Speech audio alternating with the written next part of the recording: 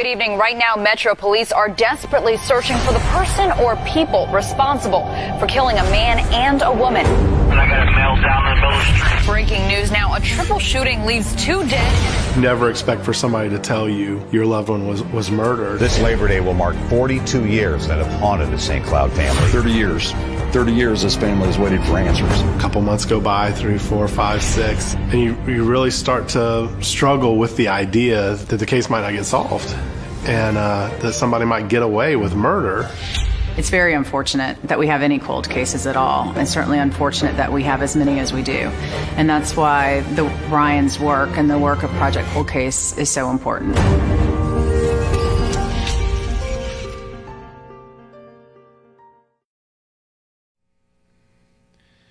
Hey, good afternoon. Thanks for joining us today. It's April 23rd, 2019.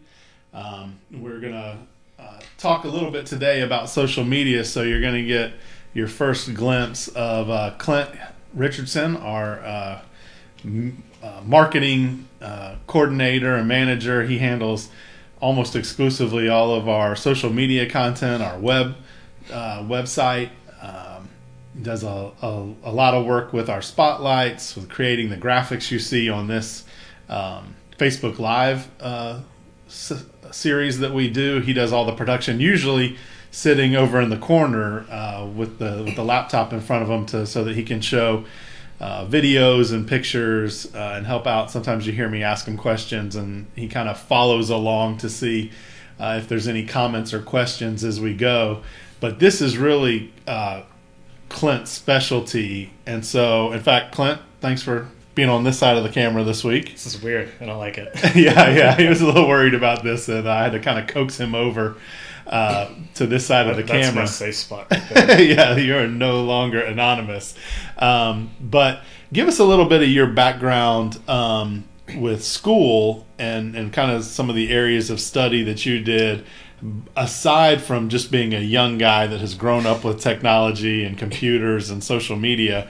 You actually studied some of this stuff. Yeah, I mean, as the hot word is always millennial, and I grew up on the computer. I remember being 4 or 5 asking my parents if I could jump on the Big Blue E, the Internet Explorer tab, because dial-up cut out the phones and everything, and ended up going to Auburn University and studying digital marketing and marketing on the internet, how that's all working and the way that it's going. And then you gave me a call and let me come get some. It's a real world experience, which is a little bit different, but you have a foundation there of knowledge and information. Our first computer in my house, I was towards the end of my high school career, you know what I mean? So don't date yourself then. Yeah, when those AOL discs would show up in our mailbox, and we'd get so many hundred free hours I remember those. Of AOL. And I was young enough at the time to be interested in technology and to kind of keep up with it, but social media has been something that I've struggled with, because I can pretty much handle Facebook, but once we start getting into a Facebook like business page, organization page, it's very different than a personal page. And then once you start dragging in Twitter and Instagram and YouTube, and we're not going to get too much into those other platforms today, but it was pretty overwhelming for me, and that was one of the reasons why I brought you on to Project Cold Case to help. And I think you very easily see that transition to when you got here, and the quality of content, the quantity of content, all of that has grown significantly since you've been here. And that's important, because what has also grown is the number of people liking our page, the number of people engaged in our page. And we've said it all along that, we don't need to necessarily reach 1 million people. We need to reach 1, but we may have to go through 1 million to get to that 1. And so one of the most important things with social media is growing your page and growing your content. And so with that in mind, today we wanted to talk specifically about survivors creating justice pages, memorial pages for their loved one, where they can help share information, keep their loved one's face in the public eye, raise awareness for their loved one's case, and hopefully generate new leads and tips that will eventually lead to arrest and justice. So this kind of got started because we've received calls from a number of our survivors. We like a lot of our survivors justice pages as our Project Cold Case page and personally, and so we see content. Sometimes we see things and we cringe. Yes. Sometimes we see things and we're like, God, that's a great post. Why is there not getting any engagement? Why is nobody seeing that? Sometimes they ask us to take a look, and we go look, and we see all of this great stuff that they're posting, and it's just not making it onto the news feeds of the people that like the page. So Friday we had a close to 3-hour meeting with a survivor family that had just some of such of these issues that we're talking about, and we did a lot of research leading up to it. You already had a good bit of knowledge going into it. I have now some experience with this, so I spoke a lot on just my personal experience with social media, and kind of, I mean, it's something that's behind the scenes, but we spend a lot of time focused on social media and engagement and testing things and trying new tactics to get to try to reach as many people as possible, whether it's the time of day, the day of the week, scheduling posts, making allowances for kind of breaking news posts, things that pop up in the middle of the week, and so we have, certainly not saying that our way is the only way, but what we are saying is that we have put in a lot of time and research, and we've tracked the statistics of the Project Cold Case page and followed those in an attempt to reach the most people as often as possible. Right, and it's a balancing act, like you said. There are so many analytics and stats to measure and to keep in the back of your mind when you're doing these kind of things, and we've found things that work and things that haven't worked, and it's always a constant testing to see how we can further grow the Project Cold Case name and brand and get these cases back into the public eye even more so than they've ever been. Yeah, absolutely. I mean, our goal is get this in front of as many people as possible, and that means there's a lot of behind the scenes work to figure out when is it best to post that spotlight, when is it going to potentially reach the most people, when is it best to post the cases that have been submitted to us this week, and we've until Facebook switches up algorithms or changes anything, we've really found what's working well for us as we sit here today. For the most part, yeah. There's still a couple of things that we're not entirely sure the best way to go about it right now, but we've got a good part of our weekly schedule pretty much down pat. We do, and that doesn't mean that some weekends we don't come into work and go, what happened over the weekend? This past weekend is a perfect example. Our Saturday post just fell flat and didn't reach anybody. Luckily that wasn't a victim's case or family or post, so it wasn't. You didn't feel like we were letting anybody down, but we just there's still things that are out of our control. But today we're going to talk a little bit about the ways we have found that work well for you to get the most out of your page if you have one for your loved one. And if you don't have one for your loved one, this is going to give you some ideas and some tips and pointers if you want to start one, or maybe answer some questions that will help you decide if you want to start one. Right. And so you can post those comments and questions in our comment section of this Facebook Live today. And also, if you have a loved one's justice page and you want to share that, share it in those comments. Excuse me. We took some screenshots today, and and we're going to share those with you as well. Kind of some of the cases that the families that we talk to regularly and are very much engaged with Project Cold Case.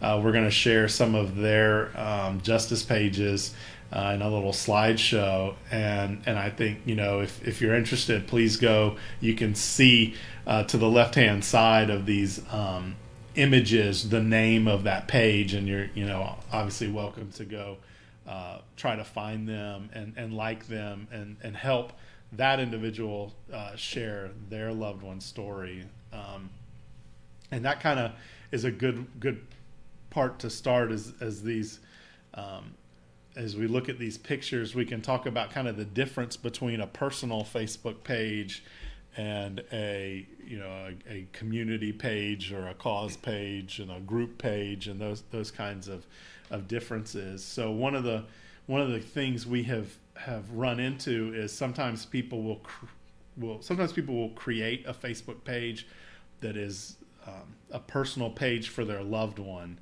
and that would be when I say a personal page, that would be like your page. My page, Ryan Backman. It would be a page that you request a friend. You request of a friend. Right. It's not a like page. It would be friend request page.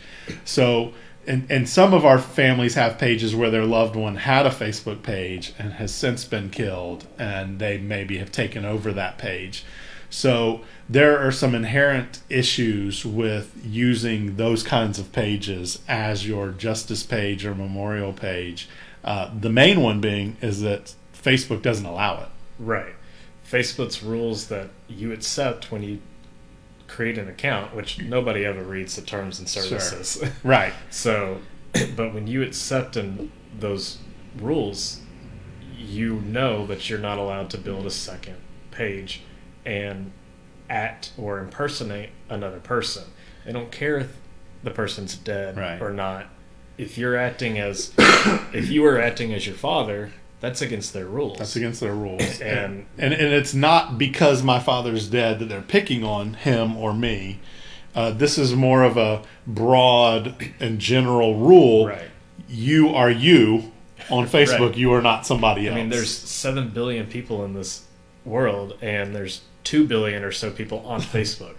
They can't really they can't monitor each individual account, but so they create these blanket rules. So what that means is if Facebook finds out that you are managing and posting as someone who you are not, they have that right to shut down that page and potentially ban you from Facebook, which in our experience, most of those people that have a page like that is full of pictures of their loved one. Right. It's full of memories of their loved one. The last thing you would want is for that page to be deleted and to lose all that information.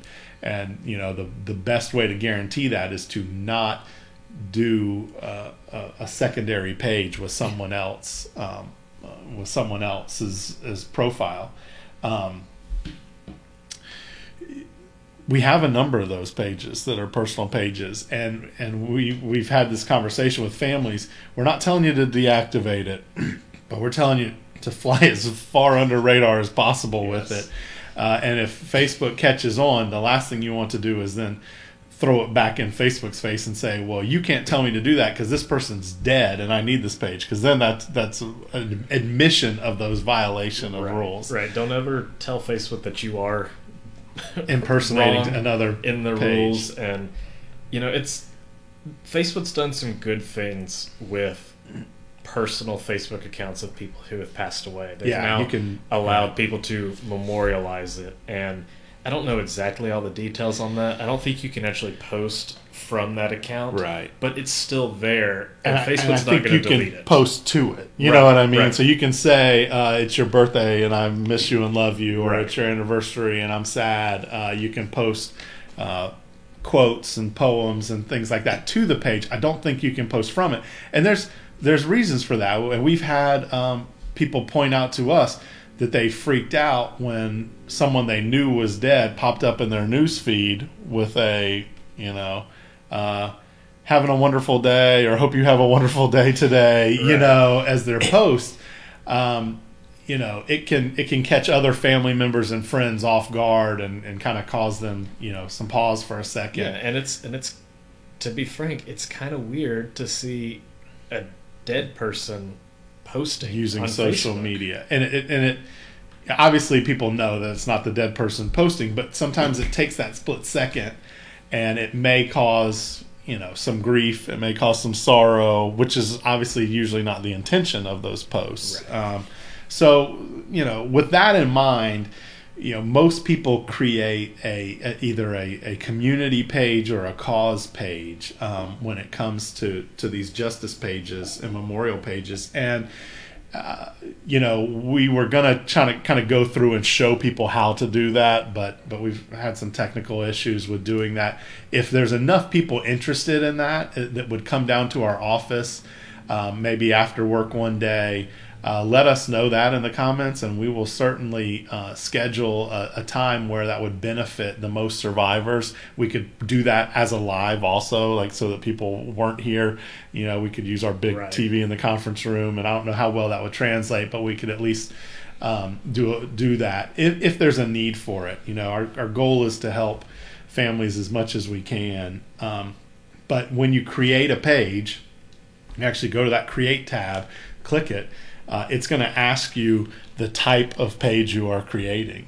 Right. You have an option to make a business page, a brand page, which is what Project Cold Case uses, and also a public figure or cause page, which is exactly where these kind of cases should be. So, you know, one of those cause or community pages really is going to allow you to be specific about your loved one.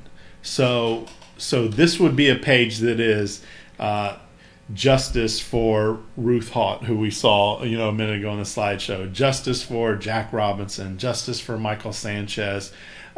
You know, justice for Nancy Cano. These are some of the cases that we deal with the families a lot, and they share a lot on those pages. But they're very specific to that case and to that victim. If you want a page that allows other people to post about their lost loved one and their loved one's case or whatever else they feel like posting, that's a group, and that's a different. Right. It's like a forum where anybody can contribute to that feed. Right. A page is very one directional. It's a brand or the person running the account sharing information to other people. Right. There's not much of a dialogue between a brand and followers. Right. And if you want to share information about your loved one's case, how you're going about it, how the meetings with police have gone and such, the page is the best option, because you just throw out information and people will see it if they want to. If you want people to, you know, have more of the community and share their stories and have more of the dialogue, a group page is the best option. Right. So keep that in mind when you're looking. If you're wanting to put information out about someone or something specific, that's, you know, a community or cause page.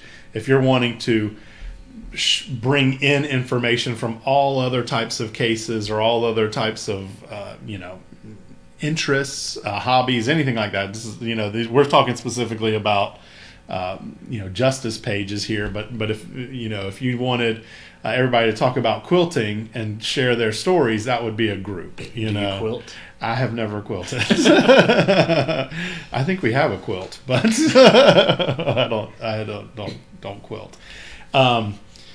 One thing that you also get with a, you know, community page or cause page that you don't get with a personal page is the ability to track how many people are looking at your page, how many people are engaged in your page, who's talking about your page, who's sharing your information. Right. And you can really then start to see who you're reaching. And that has been very powerful for us. It's been helpful in gauging what time of day we post, when we get the most people looking at our page so that we can time it appropriately.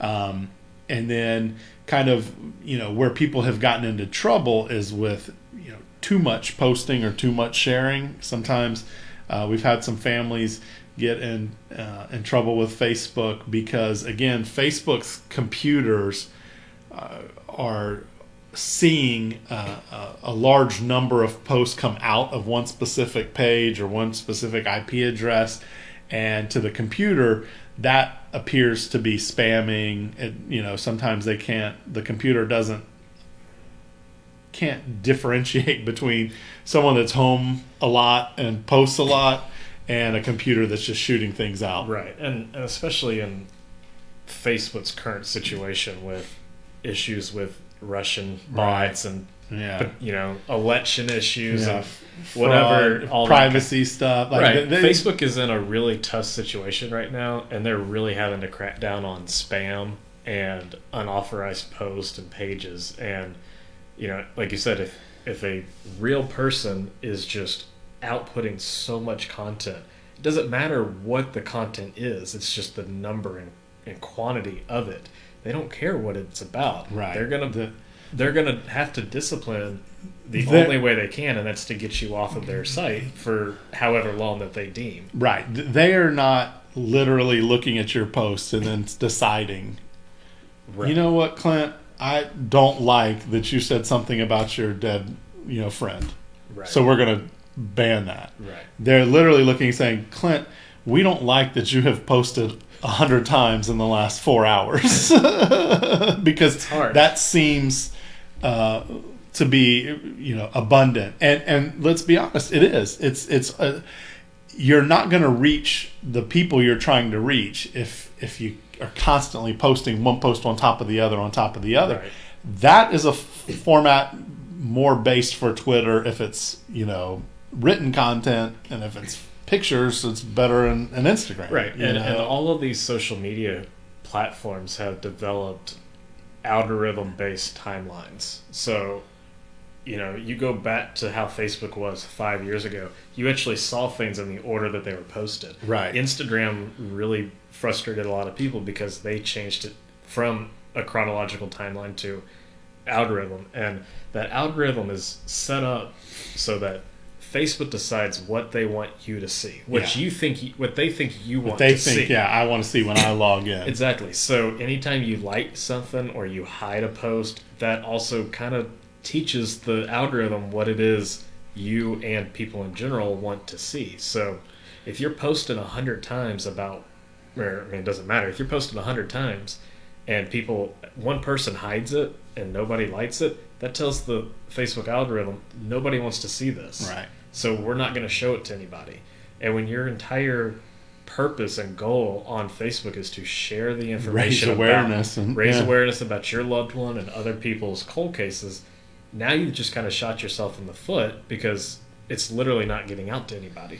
Yeah, and that's one of the things that we noticed when we started looking at some pages is, people were posting so much content that it was never actually making it onto other people's news feeds. So there were no likes, no engagements, whether it's like, love, wow, or cry, sad. Yeah, there was none of those. Any of the emojis, shares, no shares, no comments. Those are all engagements. So Facebook that algorithm is going to read if you have a post that has a lot of likes, a lot of comments, and a lot of shares, it is going to show up in more people's timeline. Right. And that's the basic. It's as basic as we can explain there's it. There's basically a score that Facebook has, and of course, you and I don't know it. I don't think many people in the public actually know it because it's all proprietary.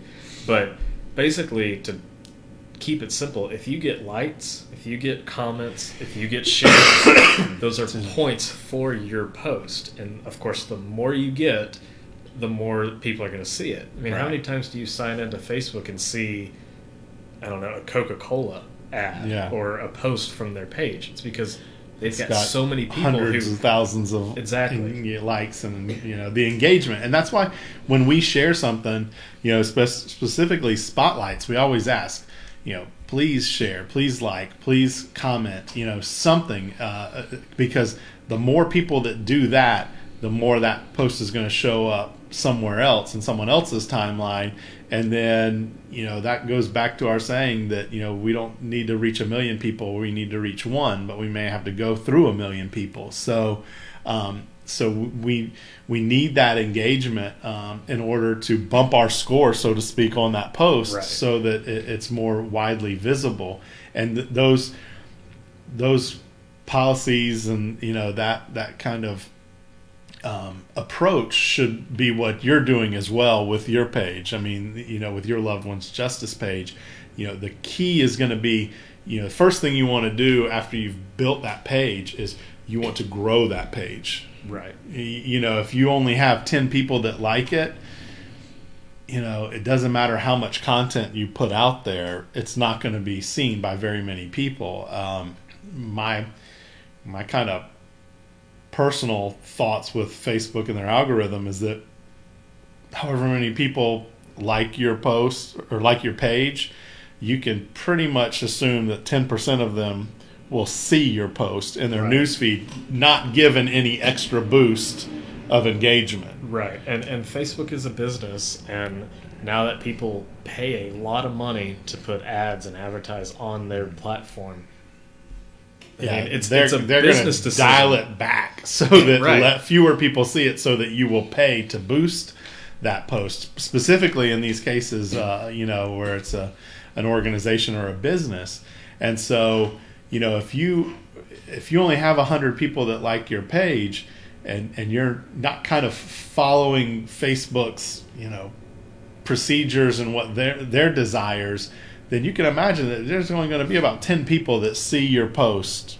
without any other information, without any other engagements and likes. And that's why it's so hard to reach as many people as we should be able to. Right. I mean, we just crossed 5,900 likes on the Project Cold Case page, and I don't know if the average people reached on our post is probably maybe 1,500 to 2,000. Yeah. And that's with a constant, like we have a scheduled regiment where we have Right, kind of, we make sure that we're engaged. We don't go a week or two without a Facebook post. Right. We have a Facebook post per day, almost every single day, with the occasional exception. We rarely do more than one post a day, just so that one doesn't get buried by the other. And again, this is what works for us.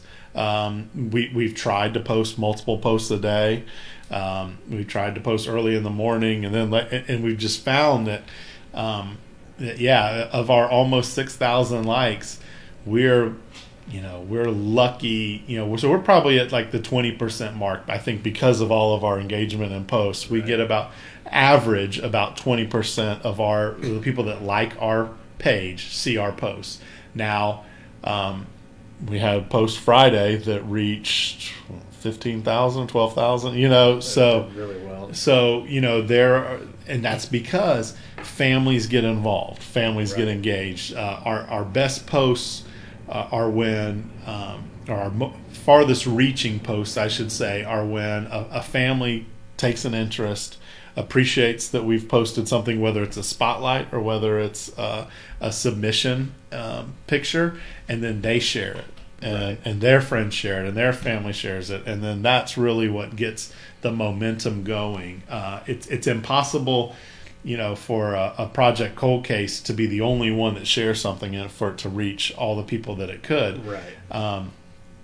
We're not, Nike or Coca-Cola or someone that could literally post one thing and they have 1 million followers, right, so it's going to reach 100,000 people at least, no matter what. We have to kind of fight for each of our posts to make sure that it's seen by as many people as possible, and so those are kind of those behind the scenes factors, those Facebook algorithms that we just don't have any control over, and so what we would recommend is, post something in the morning and see how good it does. The next day, post it in the afternoon and see how good it does. And then the next day, post it in the evening and see how good it does. Right. And just gauge, when are most people looking at your stuff? We always say start small. Start with a post a day. Right. See what that does. I'm just a firm believer that anything more than that gets lost No, or I buried. agree. And- Especially if you've been on Facebook since the beginning or more than a couple of years. You like so many pages and you're friends with so many people that content has to go somewhere. Yeah. You know, when people ask you, hey, did you see my photos from Easter this weekend? And you have to say no. It's Yeah. because they got buried under everything else. And, you know, as a page manager, if you have, I think you have to have your page open long enough and have enough lights on the account, but you'll get insights and stats. And there's even a page on there that shows you the time of day and the day of the week that your followers are most active. Right. Yeah. So you get all these tools that you just have to utilize. And, you know, you have to kind of treat this like a business. You have to treat it like something, like a full-time job pretty much. And Right. it's not something you can do as a hobby if you wanted to grow and do something special. And, you know, these people who have thousands and hundreds of thousands of likes, they treat it like a business. Yeah, yeah, that's your goal. Let's scroll through some of these pages, and we'll give just some shout outs here. Justice for Ruth Haught, who is a 1992 case from down in Central Florida, and this is, we can just go through these pretty quick, Clint, because we have some content pictures. Justice for Shirley Trenner. This is down in South Florida, towards South Florida. These are people that are engaged typically with our Project Cold Case. Justice for Jasmine and Megan. Justice for Jonah, who, by the way, I was putting this together. Today is the third anniversary of Jonah's murder, and that case is still unsolved. That one's here in Jacksonville, and it just hit me as we were putting these things together. This is the Sims family, which was a triple murder in Tallahassee, and so you can see just in basic how this format lays out. Terrell Steele Orcutt, if you watch our Facebook lives, we've talked about her. We've had Katie Jeffries on to talk about her case from First Coast News. We've had Detective Rob Schoonover on from the Clay County Sheriff's Office to talk about her page or her case, and then the family has a page that kind of keeps up with what's going on. Justice for Jillian Barrios, who was killed in Orange Park, Florida. That one we're working with the family on getting that one on TV soon too. Justice for Nancy Cano. This is a family that has spent a lot of time in our office, and we've spent a lot of time with. It's a St. Johns County case from back in the early 80s, 80 or 81. And it's just, again, trying to get the information out there. Vanessa Malone went by Honey, R.I.P. Honey. Her page has a tremendous number of followers. I think it's close to 140,000 people like that page. And, so you really have an opportunity there to have eyes on the page and try to raise awareness and get some answers. This was an interesting page. This is an unidentified case of a young black female from the 70s up in Illinois, and because it's unidentified, this isn't a family member, obviously, that has created this page, because that family doesn't know that their loved one is murdered. But the investigator for the coroner's office created this page to try to identify who this individual is, who this victim is. And so now you've got investigators utilizing these tools as well, which is obviously pretty powerful. And one day when this victim is identified, and hopefully that case is solved, the family will have that investigator to thank for going to these efforts to try to get the information out there. So now that we've kind of gone through that, I want to talk about the content of the page and what is important to share, and so and then we're going to talk about what content not to share, because there's both of those. But when you're sharing content on a page, you want to make sure that the information about the case is easily identifiable. Whether you do an opening post with pictures and the information on the case and then pin that to the top, right? Or whether there's an about tab, and you make sure that about tab is filled out let's accurately. go back to this roof hot one real quick. As you can see in the name at the very top, it says the person, the victim's name, says where it was, and the year. The name itself might be a little much right there, but all your information is right there. And you look at the cover photo, you have information, you have who to call, and you can even see that on the left-hand side they do have an about tab. That the about tab is where you need to tell your story, and go into much more detail. Right.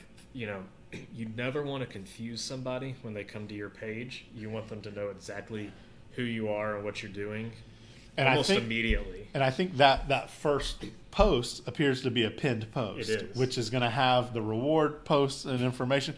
So this is an example of a really good informative page. You have to remember that while it's great that your friends and family and loved ones are all liking this page, the chances are that they don't have information on the murder. So what you want is people that don't have all the information to come to this page, and you don't want them having to search for it, because one thing we've learned about society now is it's instant gratification. I want everything, short attention span. I want it all, and I want it all right here, or I'm moving on. So if they got to search through stuff, they're probably not going to do it. But that's a good point to bring up, is don't overshare all this information.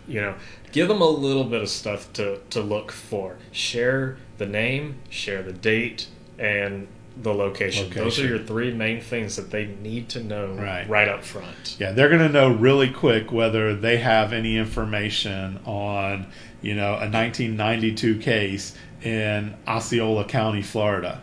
You know what I mean? Somebody's going to, from looking at Ruth's page, Justice page, they're going to, now it doesn't mean that they're going to leave it. They may still like it, but do they have information on it? Because that's what we're trying to get here. They're going to know real quick. And then the way they set up that cover photo, if you do have information, they've already hit you with who to call, the number to call, to remain anonymous, and the reward amount. Right. You know what I mean? So they've really done a good job of trying to capture all of that information at as soon as you see it. We talked about it Friday. It used to be called above the fold in a newspaper. Right. When you grabbed a newspaper, whatever you saw above that fold, it had to grab your attention so that you would unfold it. Exactly. And Facebook is the same way. Whatever you see when you go to that page, it's got to grab your interest enough that you're going to scroll down that page. Precisely. And, this might sound kind of common sense, but we did discuss it on Friday. That profile picture should be about the loved one. Right. Don't make it about the location or the sheriff or either the suspect. Make it about your loved one. They're the most important thing in this situation right now, and they should always be front and center. Yeah, if it's justice for whoever, insert your loved one's name here, then that's whose picture should be on there, so people know who they're talking about. Again, we're trying to reach as many people as possible. Maybe they saw your loved one, but they don't know their name. You know what I mean? So don't confuse them by putting someone else's picture there. And also don't ever use a group photo as the profile picture. And you hear this a lot in like LinkedIn and business profiles. Make it to where they know who they're looking at. Right. Of course, my personal Facebook page, it's me and my fiance. Right. So they know that they see the photo. They know which one's Clint. Exactly. And with you, it's your family. Right. My kids. But don't have it as, if it's a 20-year-old person who was shot and killed, don't have it as a 15 group Right. photos Class of a party. photo, yeah, or party photo. You know, don't make me, as somebody coming to your page, work harder than I should to understand your story and your loved one. And understand this and realize this. You can share all the group photos you want in that page, within that page, with context though. With context. Yes. Always put some kind of caption or something. This is Sally, and she was, at her high school graduation with her best friends. Sally's in the middle. Yeah, yes. Sally's in the middle. Yes. Like, make it context, because again, you know who these pictures are, and you know who's in them and where they are, but not everybody does, and we're trying to reach people that don't know. They're looking for context. We get case submissions sometimes, and it's a group photo, and they don't tell us which one the victim is. We have to reach back out and say, you sent us a photo with 6 people in it. Which one's your loved you one? get a friend request on Facebook, and it's it's from Joe Bob, and you're like, which one of you is Joe? Yeah. It just makes it, even like with inspirational quotes, they're wonderful, but when used as your profile picture, exactly, I have no idea who you are if you send me a friend request. You know what I mean? So sometimes if I see you, I can say, oh yeah, I remember who that is. But so, that's the important stuff when you're doing one of these pages, is who the victim is, when they were killed, and where they were killed. Got to get that information on there. But when you're posting to that page, case updates. We see these. I reached out to the detective, and we'll go through some of them in a minute. When you're doing case updates, be careful with the information you put out there. Law enforcement constantly tells us that they are scared to tell families too much, because inevitably somebody in the family tells something that law enforcement was trying to keep confidential. Right. And then that person tells somebody, and then the next thing you know, it's on social media.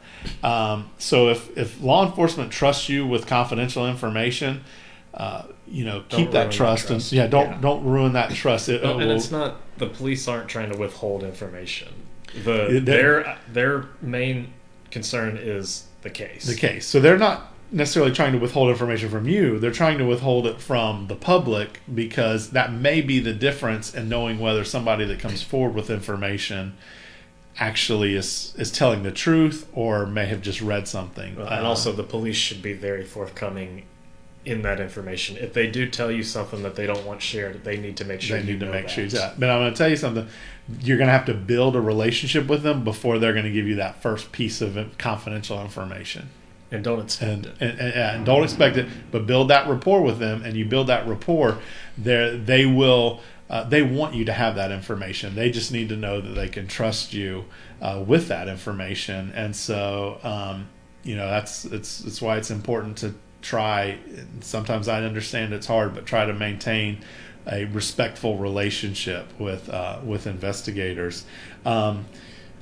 Share pictures of your loved one. You can never put enough pictures of your loved one on that justice page. And I'll tell you why. Because if somebody goes to that page and they want to know why in the world they should care that your loved one was murdered, and then they start looking at pictures of birthdays and holidays and backyard cookouts and graduations and weddings, and at some point one of those pictures is going to remind them of a moment in their life, and that's when they become vested, and that's when they realize that person could have been my loved one, and I could find myself in this position. And it's also the reason we have all these photos back here. Right. Hopefully people will connect with.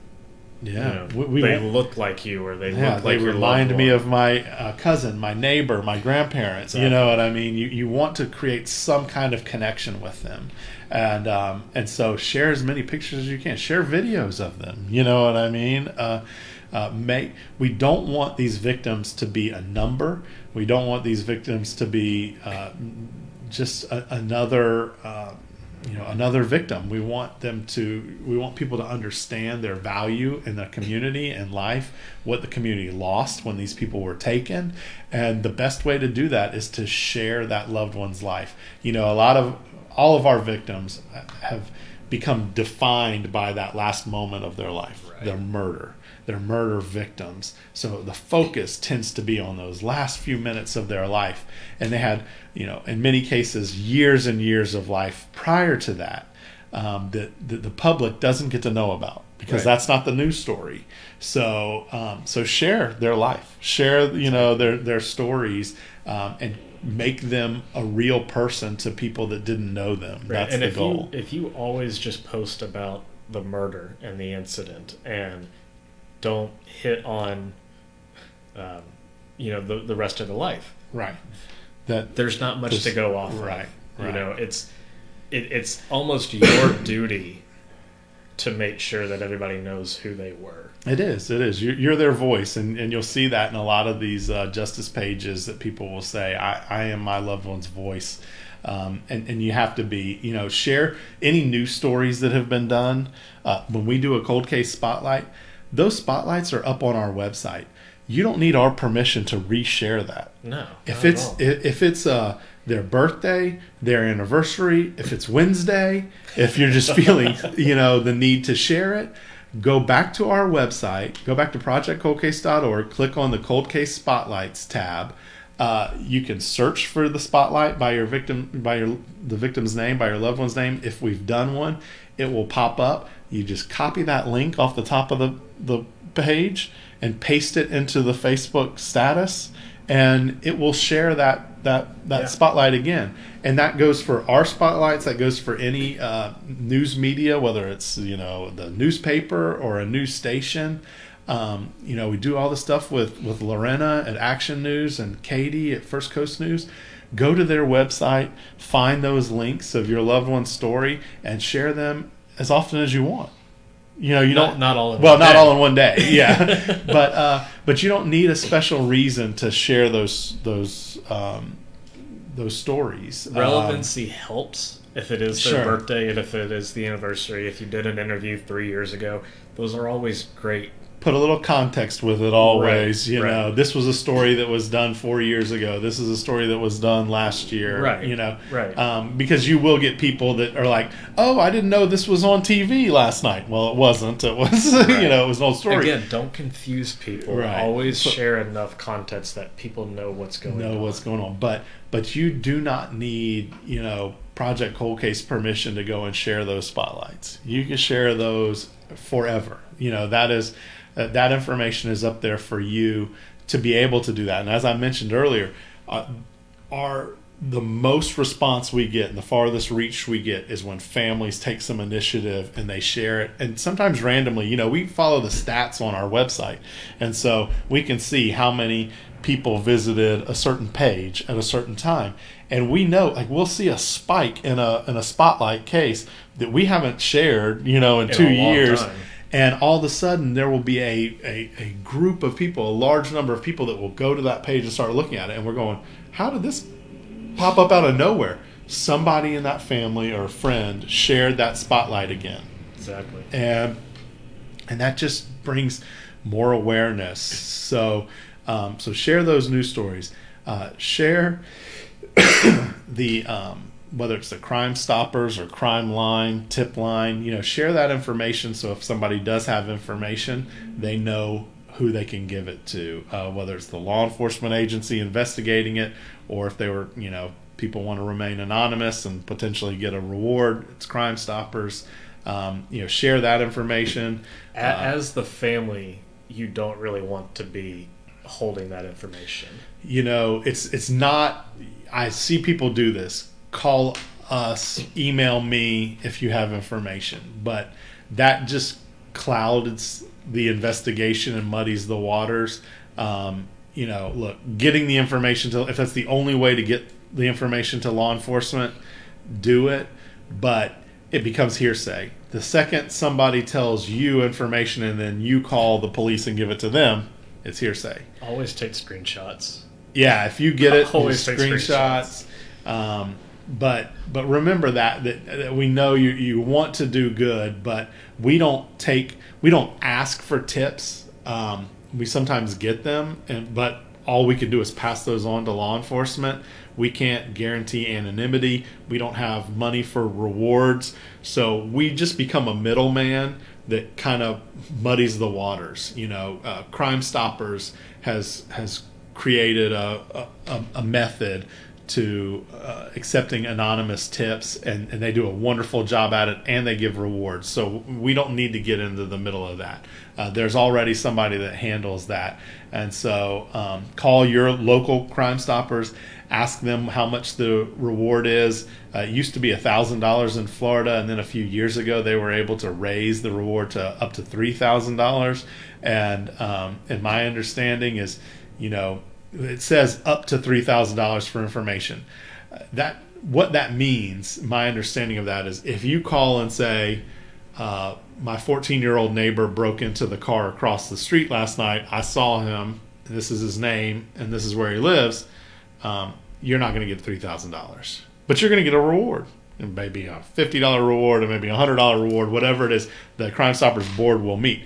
But if you call up and you say, this is who murdered somebody, you can pretty well guarantee you're going to be at the upper end of that reward, probably the full $3,000 in Florida. If it's a rape, a murder, you're looking at the maximum reward possible. Now, it's up to the Crime Stoppers board to sit down every month, review what cases came in and received tips that led to an arrest, and for them to decide how much that's worth.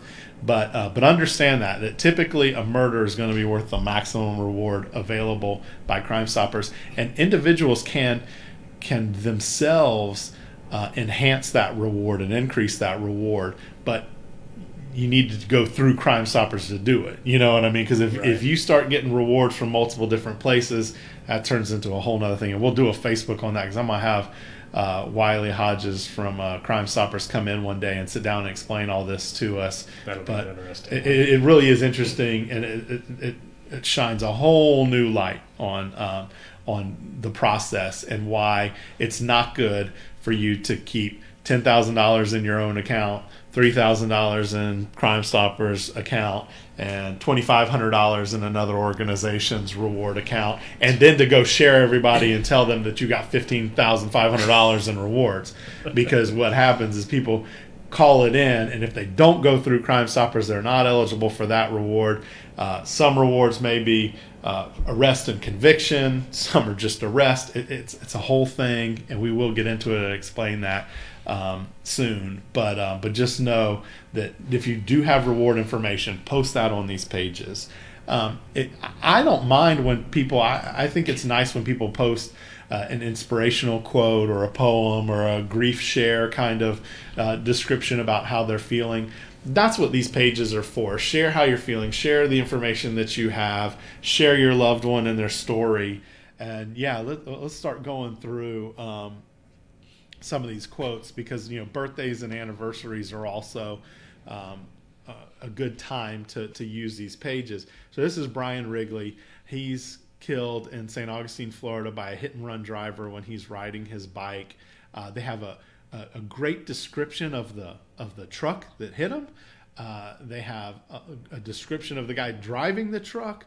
But this case was in April 13th of 2011, so we just hit the 8-year anniversary, and this post is actually, I believe, was on the anniversary of it, and so whoever runs the page, I think it's Brian's mom, she puts this kind of inspirational poem, Bridge of Love post, and then she writes in there that it's the anniversary and how long he's been missing.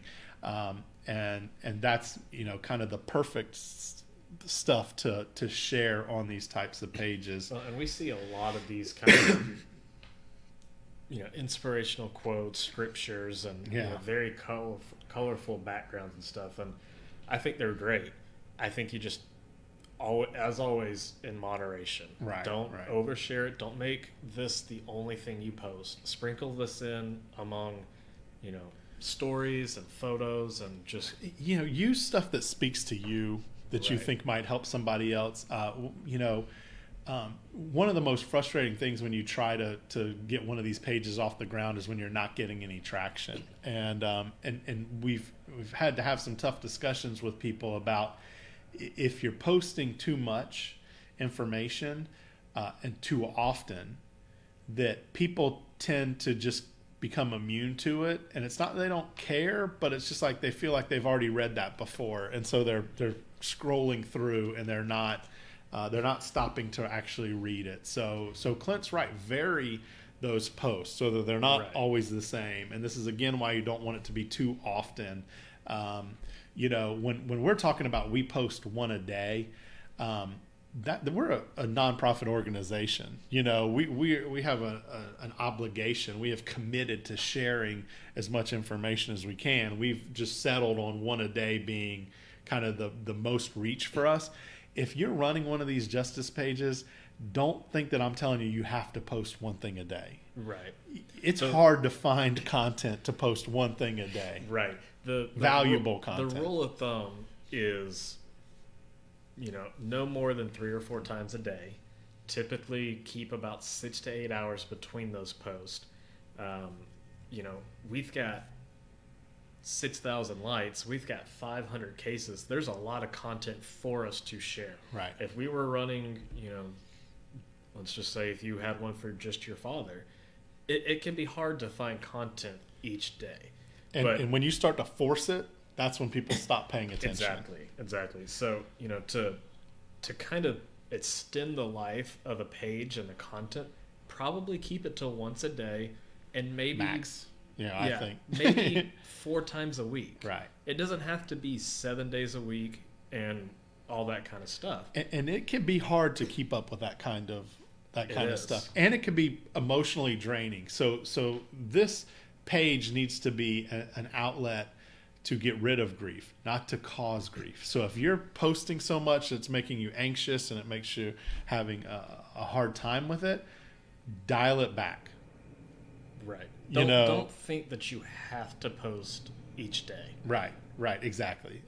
You do not. We're not telling you the only way you're going to reach the person that killed your loved one or the person with information is to post once a day at least. That's not what we're telling you. You got to kind of feel it out and see when you get the most response, but don't overdo it, because that could come back and harm you. The next one is Vanessa Malone, Honey Malone. Yeah. Her nickname was Honey. This is the one that has 140,000 likes on this RIP page. It was up in Stone Mountain, Georgia. She was shot and killed in an apartment in what appeared to be a home invasion in October of 2012. And this is a picture of Vanessa. Honey was her nickname.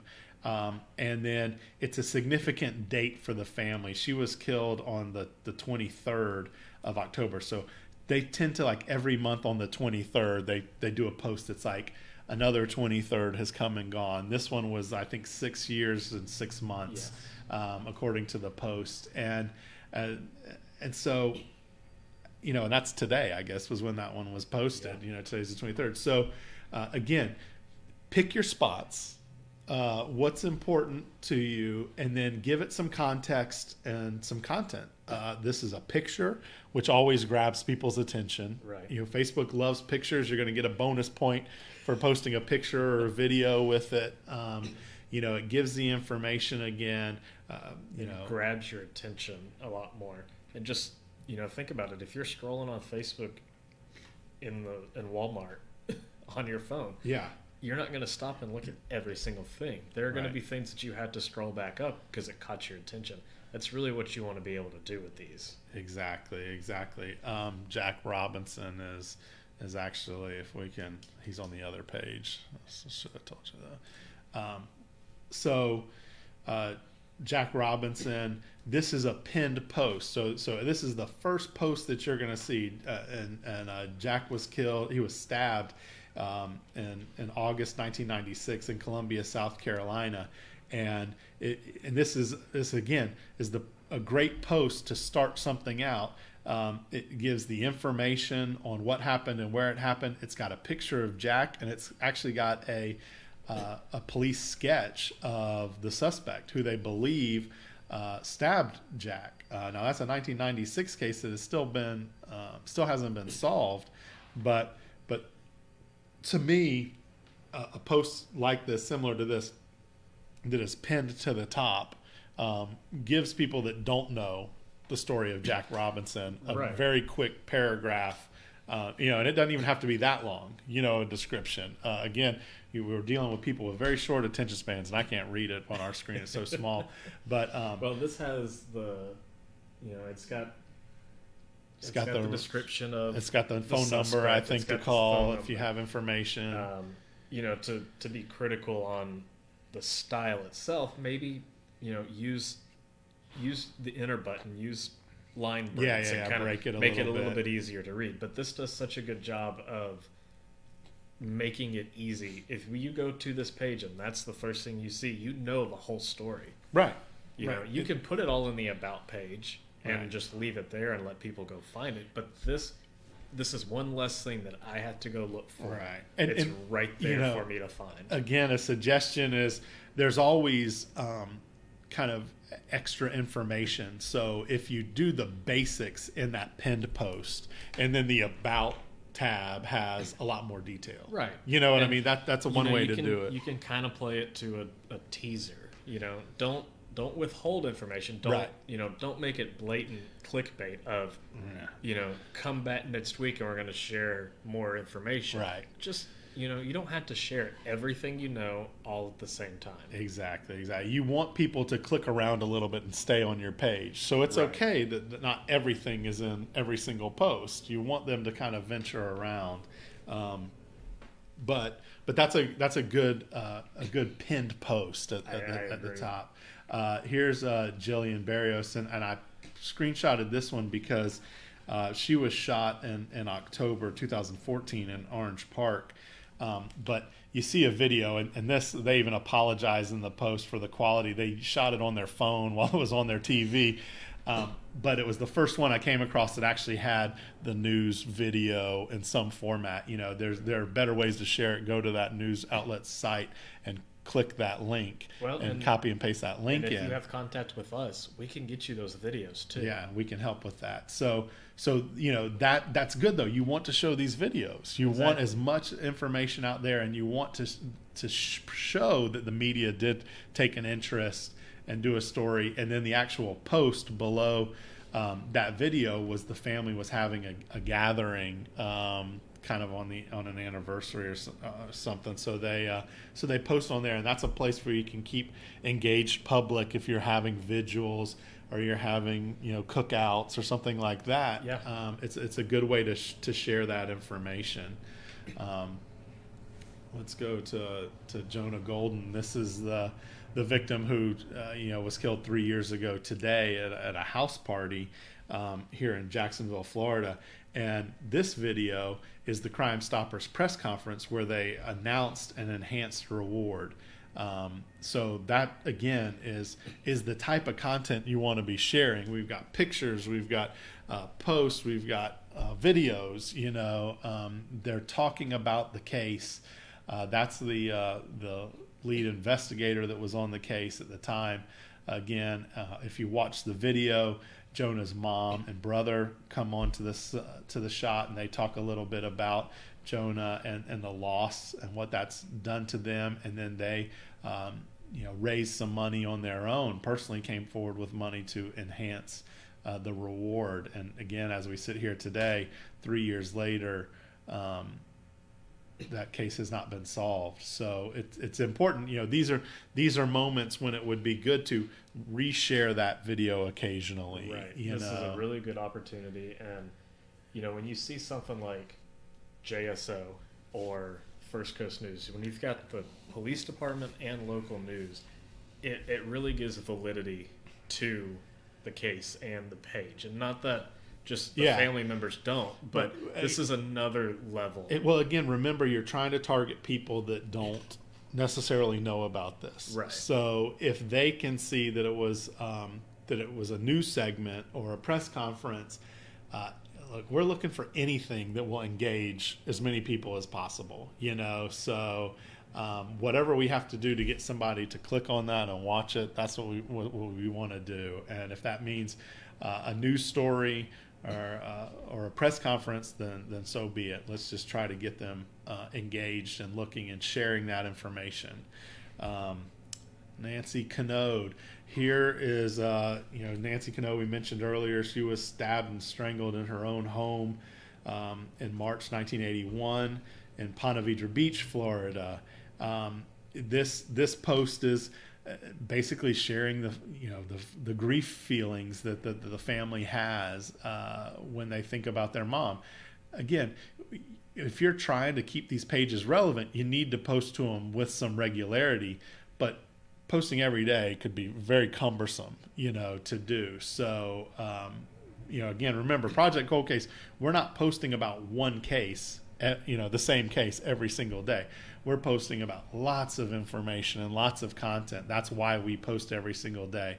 But, those days where you're feeling down, those days where you want to share an inspirational quote, the internet is wonderful for stuff like that. And let these pages kind of be a source to just let it out. Yeah, an outlet for your grief. Not every day. Right.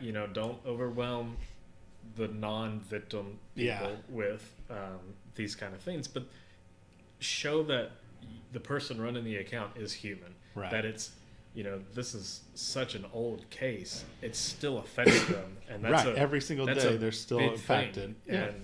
And it's really hard to be on the inside of one of these cases and understand how somebody from the outside feels.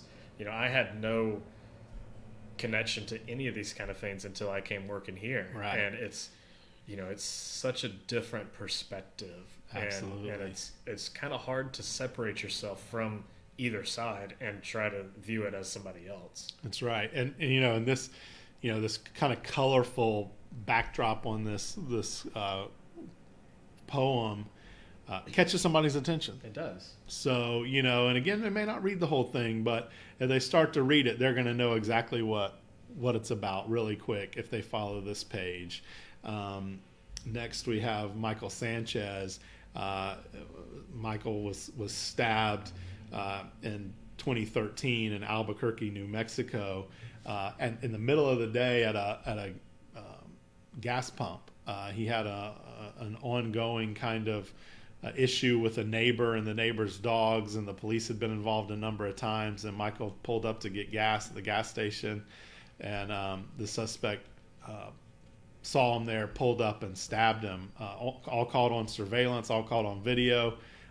They know who did this to Michael, but he vanished, disappeared, and they have not been able to find him again. This is a 2013 case. So we're gonna hit 6 years this summer, and they know who it is. But here's a post that gives you all of that information in a graphic that that visually you can see quickly. You know who's wanted, who the victim is, there's a cash reward. It's a picture of the victim, a picture of the suspect, some sketches as to how the suspect may have altered his appearance since he's disappeared and he's been on the run. Typically we don't have a known suspect in these cold cases. This is kind of a unique situation. And even in the Jack Robinson case we were looking at, where we have a sketch of a suspect, those are important tools to get out there into the public and share when you have that information. Now, and we'll talk about this in a minute when we talk about things you shouldn't post. If a suspect has not been named publicly by law enforcement, you do not want to be sharing people's names and pictures of people that you think are involved, because you can end up with a lawsuit, and we'll talk about that in a bit. But this is, again, a good post to just grab your attention, give you a lot of information in a very little post. Suspect, victim, reward. Right. And you don't have to have a background in graphic design or Photoshop or really tough softwares to do something like this. There are wonderful websites that can help you do these kind of things, and all you have to do is just upload the information and they can populate a photo for you.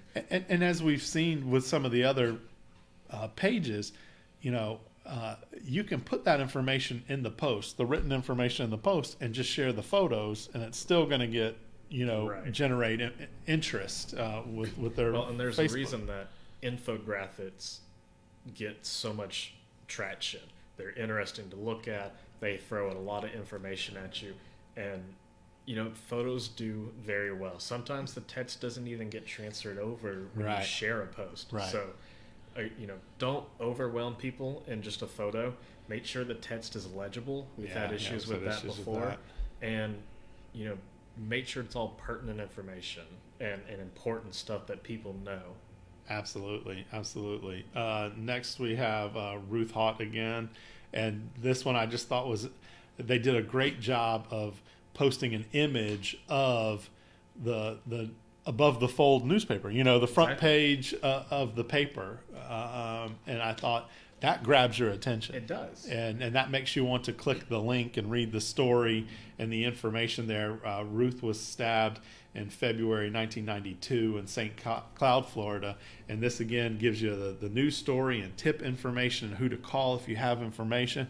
Just a very concise post that I think benefits this page and raises a lot of interest in the case. Right, and you also don't have to duplicate the information in the photo, in the newspaper, in the post. Right. You want people to click on the link and go to it and read it. And if you basically copy paste it into the post itself, it kind of defeats the purpose to go to that. Yeah, definitely. You want to draw them in with that image, and then you want them to click that link and go read the details of the story. Terrell Orcutt is, so this is back to Terrell Orcutt we talked about earlier. We've touched on her case a number of times in these Facebook Lives, and here's a thank you to the people that do like the page and that do engage in the posts and that share it. She posts a picture here of Terrell with her family. I don't know that there's context there about who everybody is, but I think the sentiment is there that the Terrell sisters are showing appreciation for those that are helping them raise awareness and noting that by doing that, it is gaining traction, and they're getting more publicity now. In Terrell's case, which was January 1990 case where she was stabbed, and if you don't remember the case, we just did the Facebook Live on it last week with Katie Jeffries from First Coast News, where her car was pulled over on the side of the road, engine running, passenger door open, all of her purse and credit cards and money were still in the car. And she was found a week later, deceased, had been stabbed and murdered. So, that I think when you're looking for a way to engage and grow your page and looking for some kind of content to show, thank the people that are helping you out. Right. Thank the people that have taken an interest. And it humanizes the page. And this isn't something you can do alone. You said it 100 times already. You've got to reach. You got to go through 1 million people. Yeah. And if, when we do that, we'll thank everybody. Exactly. Those are basically your team members, and they're helping you in this fight. And they might not be, the emotional support people. They might not be your advocate, but them sharing and them liking and commenting, that's a huge help socially. That's something we should talk about. When you have a page, it's going to tell you, who shared your post. If they're not a private, right. So like to a point. So I am always shocked when I click on the little shares button and I see some random person that maybe I haven't talked to in 10 years, or somebody I went to high school with, or somebody that just teaches my daughter, and I mean these are real case scenarios. And they've taken the time to share these stories and get the word out there. That's how some of these cases are going to get solved. Is from someone random who's not connected to the case, taking an interest and sharing it. And so I thought this was wonderful when I saw that Terrell's family was thanking people for their support. We got another one here. This is back. We touched on this one, which was the unidentified remains case up in Gundy County, Illinois. She was found shot in 1976. And this post, shares the story. It shares pictures and who you can call and reach out to if you have information. But I love the graphic that was, "We need your help." Yeah. You know what I mean? Like, and that all of us in these situations, we're not going to solve our loved one's case alone. We just talked about it. There's nothing that we can do. We need help. We need law enforcement's help.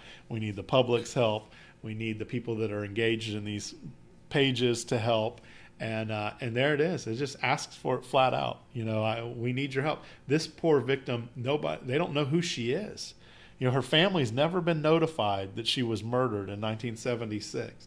And that's horrifying to think about. It's really sad. And who knows the situation, but and this account is being run by the law enforcement. The investigator, for the coroner's office. When you've got people and families who say, the police don't care about my case and they're not doing anything. This is an entire page that they have no family. They have no idea the name of this person. And the law enforcement agency is running this and doing their hardest to humanize a missing person, an unknown person, and trying to just bring, trying to find some understanding in this case whatsoever. This is a lot of effort, for somebody that probably has a lot of work to do. Yeah. You know what I mean? And a lot of cases to work on. If you think running a social media account is a lot and that's your job, like it is for me, or if you're, doing one of these for your loved one and it's basically a hobby at that point, think about it with a full-time, very grueling demanding job as a law enforcement agent or a detective or something. Yeah, and we're seeing more and more of that. We see a number of detectives that start these pages and reach out for help. So what we want to see, this is what we want to see on all these pages. This is Haley Smith, who was killed in a hit and run in St. Augustine, Florida. And this is a news story announcing an arrest in the case, a few years later, after it happened. And, that's Haley's mother posted on this page regularly. She shared information about her daughter's death, how it had impacted her, raised awareness for drunk and distracted driving and impaired driving, did a lot to raise awareness for what ended up being the cause of Haley's death. And then we were lucky enough, and I was lucky enough to be with her when the sheriff's office called and asked her to come to the office for a meeting, and they told her that they had made an arrest in her daughter's case. And then I was lucky enough to be there. Patty and I were there when she went to court and when she pled guilty, and her mom read her impact statement, and I read Haley's brother's impact statement to the court, to the judge, and we were able to see a case that had been featured on our website early on solved, and we were able to see one of these justice pages work, and the family able to give a solved one, and we have another one. Sherry Prather, she, this case has, the family kept a Justice for Sherry page going and going and going. And then when an arrest finally happened in that case and the defendant went to court, and that's Sherry's mom and daughter, and on the courthouse steps out in front of the courthouse after he pled guilty to Sherry's murder, and they were able to share that on their justice page. And that's ultimately what we want to see all of these people, all these pages share one day is that announcement that an arrest has been made, and then an announcement that the person has been convicted. Now, are both of those Facebook pages still active? They are. So Haley's page, the Justice for Haley page, her mom is now a victim advocate, and so she still shares and is constantly raising awareness for impaired driving, distracted driving, drunk driving. She shares stories about other hit and runs, because obviously that was very important to her, and she has a passion for those cases. So she still posts a lot more about it, but it's not so much about Haley's case, right. Now that it's been solved, and not so much about Sherry Prather's case anymore either, other than still birthdays, anniversaries, significant events in her family's life. Where they had a big party after a big celebration for justice, and sometimes those memories will pop up on Facebook, and so the families will reshare those memories on that justice page. It was a year ago that we had our big celebration cookout, for justice for our mom. Well, and like getting justice and getting a result in these cases is not the end of the case. Right. You say it all the time that it's not going to bring back your loved one if you get an arrest, and that mentality should probably transfer over to the Facebook page as well. You're still going to struggle with right. It's still real life, and your people loved need one's to still see gone. that. And for Haley Smith, that's a really good cause to get caught up into, and to help, and you're at that point you're really doing it in the memory of your loved one. Exactly. And so, those are all examples of good content to post and ideas for people that want to post more about their loved one or start one of these pages. There are some things that you should not share. We talked about it before. When law enforcement asks you to keep something confidential, please don't post that on social media. I have had experience where law enforcement called and said, "Hey, we just got a tip and on a case, and we're running on it. It was a good tip. It matches the evidence." And then when it came down to it, somebody had basically just tried to get a reward off of information that the family had told them about the case that was not public information. And so when the police showed up at his door and he said, yeah, it's that person over there, he told me XYZ. And then when the police went and questioned that person, he had an alibi. He was not where they said he was. It was a rumor. It was something that police had mentioned to the family early on that they were looking into, and it spread, and this individual called it in thinking they were going to get a reward. And and it set the case back because now that information is known to have been public, and so the next time somebody calls in with that information, law enforcement won't know whether it's a legitimate tip or whether it's again somebody just trying to cash in on a reward. So keep that information confidential if it is shared with you. You certainly don't want it on Facebook where everybody knows it. Mentioned this before, hearsay. Don't post stuff that you heard from somebody who heard from somebody who heard from somebody. If that information cannot be verified or confirmed, don't post it publicly. Now that doesn't mean you don't call the detective and say, "I heard this." That's always good. Keep the detectives engaged and let them decide whether it's valuable information or not. But you can get yourself into trouble if you start saying, "Well, I heard that Joe killed so-and-so." You start naming names and saying things that aren't true or aren't confirmed. Look, if Joe did kill so-and-so and he finds out you're posting on Facebook, your safety might be in jeopardy. Right. Joe's going to pack up and leave like Michael Sanchez, the guy that killed Michael Sanchez, and we're 6 years later wondering where Joe is. And then obviously if Joe is not guilty of doing that and you're spreading rumors and slander on Facebook that he murdered your loved one, you're going to end up with a letter from an attorney, and we have had that happen. We have had families sued because the main suspect in their loved one's case, they used his name on Facebook and they outed him, and he had not been formally charged, and so he sued the family, and they ended up having to settle out of court and pay the person that they believe killed their loved one money. Way too much money. Yeah, so now you've been re-victimized. Now this person's getting your money after they've already taken your loved one. And all of these pages, you have a goal.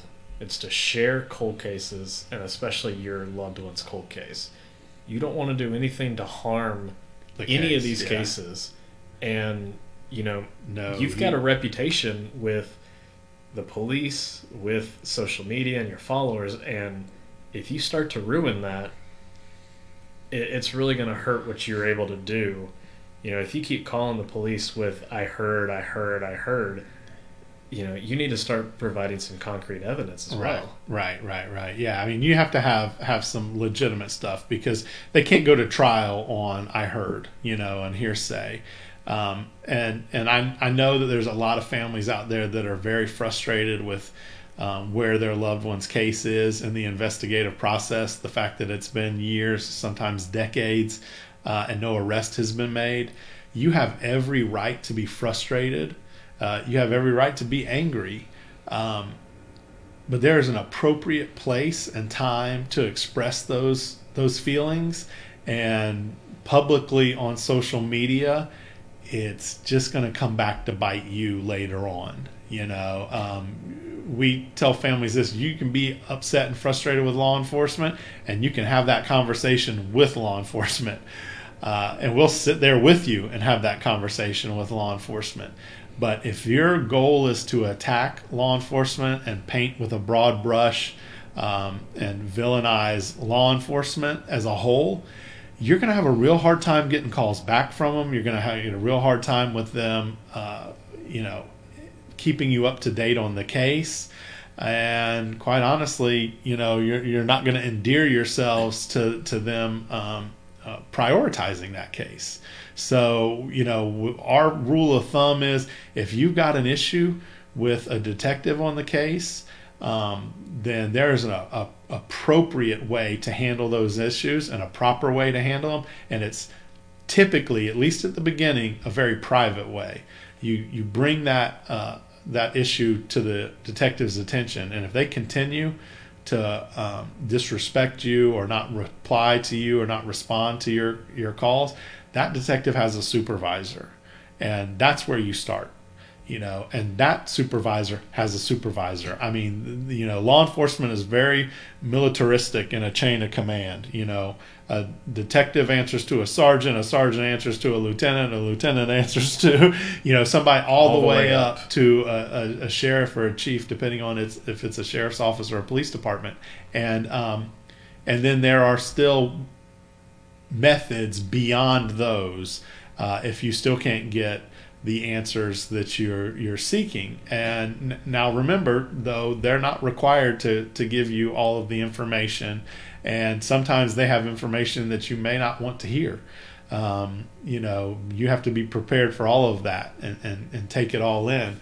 But we do not recommend that you publicly bash law enforcement. I mean, that should be the last step, last resort. I mean, you need them more than they need you to solve that case, and that doesn't mean that it's not frustrating and that sometimes it's not wrong in the way that things are handled. We're not saying that at all, but we're saying there are appropriate ways to handle it privately first, and that we have just seen it time and time again, lashing out publicly at law enforcement, coming back and biting the survivors and the victim's family in the long run.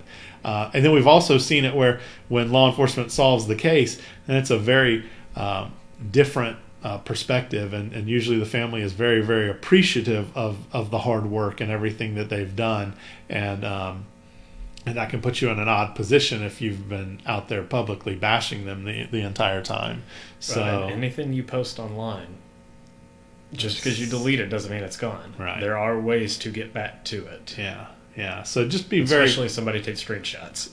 Exactly. Be cautious about that. Remember that there is an appropriate way to handle it, that we're not minimizing what issues you may be dealing with, but we're just suggesting what we have seen as a better solution, as a way that works in dealing with those types of issues.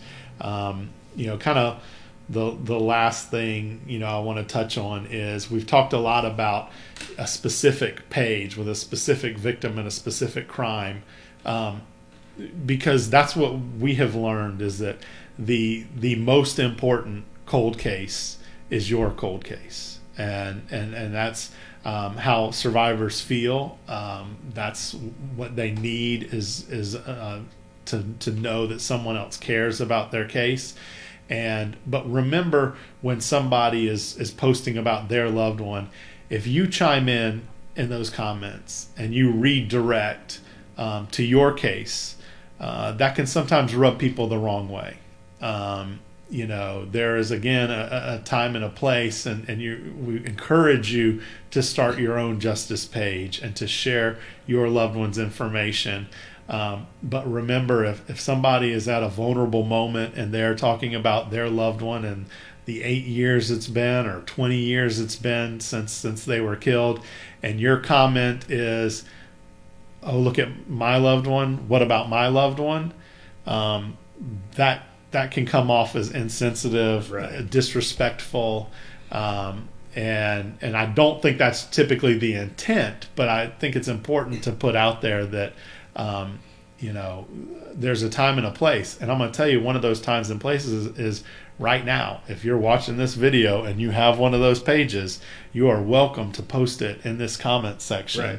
And we encourage all of our survivors to support other survivors and to go like their page, to share their stuff, to engage in it, to like it, to comment on it, to help each of us boost these cases to reach more people. And again, the appropriate way to do that is to support each other and not always and not try to disrespect or redirect off of the current topic. Right, and we see that more often than we would like to on our page. Yeah. We've got spotlights that publish almost every Monday, and that's that person's story. That's their moment. That's that family's spotlight. That's not yours. It's right.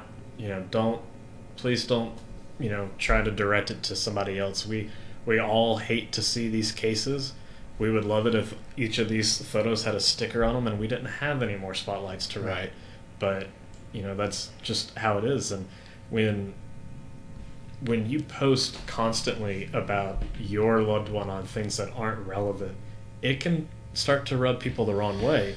And if somebody gets annoyed at you, in turn they get annoyed at your loved one. Right. It's just the human reaction. It is. The last thing you want is to start turning people off to your right. your plight to find justice for your loved one. Your intentions are in the best places. You want his name, her name out everywhere, but don't do it to a point that it starts to hurt your cause and hurt what you're trying to do. When you start taking away from others, people can view that as disrespectful, and then in turn, they're not going to be as willing to share your information and to be compassionate about your cause. And so, think about that for a second. Always, when you're going to comment or post, think about what you're saying, and if you would like somebody to post that on your loved one's spotlight or on your loved one's post, because we're